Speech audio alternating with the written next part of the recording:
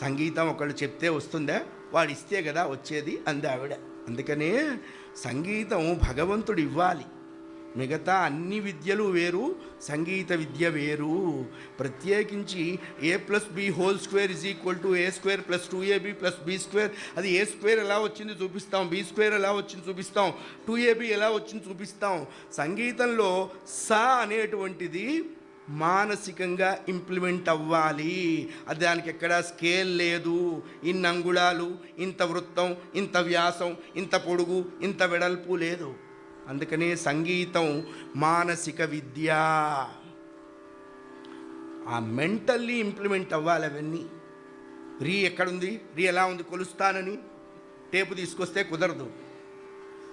అవి వాళ్ళకి మనస్సులో పట్టిపోవాలి. అందుకనే ఇప్పటికి కూడా ఉత్తర భారతదేశంలో 1 సంవత్సర కాలం అంతే, 1 సంవత్సర కాలం షడ్జమమే చెప్తారండి. 1 ఇయర్ షడ్జమం. మనకి ఇక్కడ 1 ఇయర్ రాగానే వాడు మళ్ళా స్కూల్ పెట్టాలి. అంతే, స్కూల్ పెట్టాల్సిందే.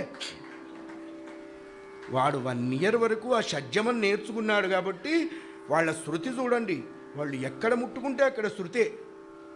అట్లా పారిజాతపు చెట్టును ఊపితే ఎలా జలజల పూలు రాలుతాయో అలా ఉంటుంది వాళ్ళల్లో శృతి. మనం వెతుక్కోవాలి ఎక్కడుంది అని. అందుకనే సంగీతం మిగతా శాస్త్రాలు లాంటిది కాదండి.